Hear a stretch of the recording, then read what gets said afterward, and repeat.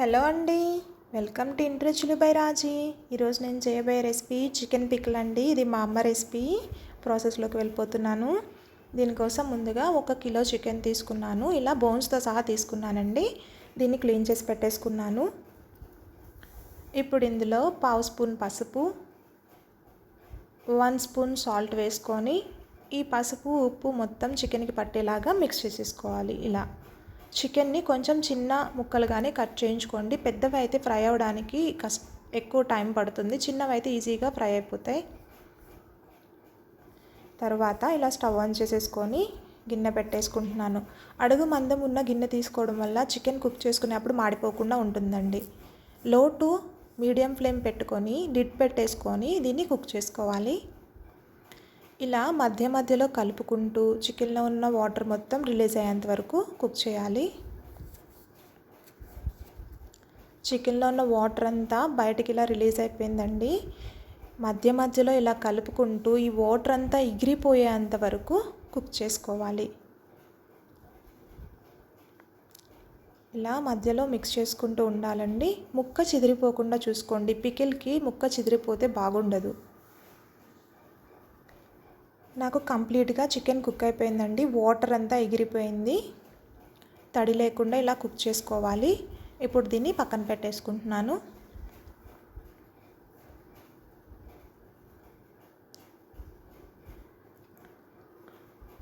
ఇప్పుడు అదే గిన్నెలో ఒక 1/2 కేజీ వేరుశనగ నూనె వేసుకుంటున్నానండి. పల్లి ఆయిల్. 1 కేజీ చికెన్కి 1/2 కేజీ నూనె పడుతుంది. ఆయిల్ వేడైన తర్వాత ముందుగా కుక్ చేసుకున్న చికెన్ ఉంది కదండి, ఉడికించి పెట్టుకున్నది, దాన్ని కొంచెం కొంచెంగా వేసుకొని ఫ్రై చేసుకుంటున్నాను. 2 పార్ట్స్గా వేసుకుంటున్నానండి చికెన్ని. అలా ఫ్రై చేసుకోవడం వల్ల ఈవెన్గా చికెన్ ఫ్రై అవుతుంది. ఇప్పుడు ఇది క్రిస్పీగా అంటే కరకరలాడే స్టేజ్ వచ్చేంత వరకు ఫ్రై చేసుకోవాలి. దీన్ని కూడా మధ్య మధ్యలో మిక్స్ చేసుకుంటూ ముక్క చిదిరిపోకుండా ఫ్రై చేసుకోవాలి. ఇలా తక్కువ క్వాంటిటీ వేసుకోవడం వల్ల త్వరగా ఫ్రై అవుతుంది, ముక్క చిదరకుండా ఉంటుందండి.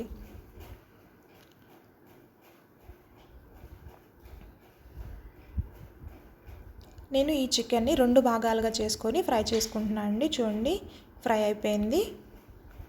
ఇది తీసేసిన తర్వాత మిగతాది కూడా ఇలానే ఫ్రై చేసుకోవాలి. క్రిస్పీ స్టేజ్ వచ్చేంత వరకు ఫ్రై చేసుకున్నాను. ఇలా మొత్తం చికెన్ అంతా ఫ్రై చేసేసుకున్నాను. ఇప్పుడు అదే ఆయిల్లో లో ఫ్లేమ్ పెట్టేసుకొని 200 గ్రాముల అల్లం వెల్లుల్లి పేస్ట్ వేసుకుంటున్నాను. 1 కిలో చికెన్కి 200 గ్రాముల అల్లం వెల్లుల్లి పేస్ట్ పడుతుంది. ఇది మంచిగా ఒకసారి మిక్స్ చేసేసుకోవాలి. ఇందులో ఇప్పుడు కొంచెం పసుపు, 1 స్పూన్ సాల్ట్, 1 స్పూన్ సాల్ట్ వేసుకొని మిక్స్ చేసుకోవాలి. సాల్ట్ కరుగుతుందని ముందుగానే వేసుకున్నానండి. ఇది దూర రంగు వచ్చేంత వరకు ఫ్రై చేసుకోవాలి, గోల్డెన్ బ్రౌన్ అయ్యేంత వరకు. ఇది గోల్డెన్ బ్రౌన్ అయిపోయిందండి. ఇప్పుడు దీనిలో గరం మసాలా 1 స్పూను, ఆవపిండి 1 స్పూను మిక్స్ చేసుకొని రెండింటిని కలిపి మిక్స్ చేసుకొని వేసుకుంటున్నాను.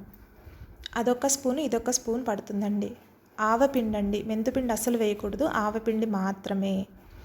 ఇది కొంచెం మిక్స్ చేసుకున్న తర్వాత 5 స్పూన్ల కారం వేసుకుంటున్నానండి. ఇది గుంటూరు కారం అవడం వల్ల కొంచెం ఘాటు ఉంటుంది, అందుకే నేను 5 స్పూన్స్ వేసుకుంటున్నాను. ఘాటు తక్కువ ఉన్నవాళ్ళు, కారం ఉన్నవాళ్ళు ఇంకొక 2 స్పూన్స్ యాడ్ చేసుకోవచ్చు. ఇది ఒక్కసారి మిక్స్ చేసేసుకోవాలండి. 10 సెకండ్స్ అంతేనండి. కారం వేసిన తర్వాత ఎక్కువసేపు కుక్ చేయకూడదు, ఇలా మరిగించకూడదు. ఇలా మిక్స్ చేసుకున్న తర్వాత వెంటనే మనం ఫ్రై చేసి పెట్టుకున్న చికెన్ని వేసేసుకోవాలి.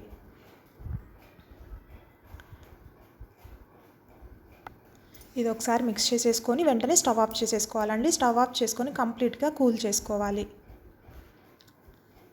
చికెన్ని మా అమ్మ అయితే పచ్చిదే ఫ్రై చేసిద్దండి. నేను చిన్న చేంజెస్ చేసుకొని కుక్ చేసుకొని ఫ్రై చేశాను. కంప్లీట్గా చల్లారిపోయిన తరువాతనే 6 నిమ్మకాయల రసం పడుతుందండి 1 కేజీ చికెన్కి. అది వేసేసుకొని మొత్తం మిక్స్ చేసేసుకోవాలి. 1 కేజీ చికెన్కి 1/2 డజన్ నిమ్మకాయల రసం పడుతుంది. కంప్లీట్గా చల్లారిన తర్వాతనే కలపాలండి, లేదంటే చేదొచ్చేస్తుంది. ఇదంతా ఒకసారి మిక్స్ చేసేసుకోవాలి. ఇప్పుడు దీన్ని గాజు సీసాలో ఇలా స్టోర్ చేసుకోవాలండి. 2 to 3 మంత్స్ నిల్వ ఉంటుందండి ఈ పచ్చడి. తడి తగలకుండా చూసుకోవాలండి. నా వీడియో కనుక మీకు నచ్చినట్లయితే please like, share and subscribe my channel అండి. Thanks for watching.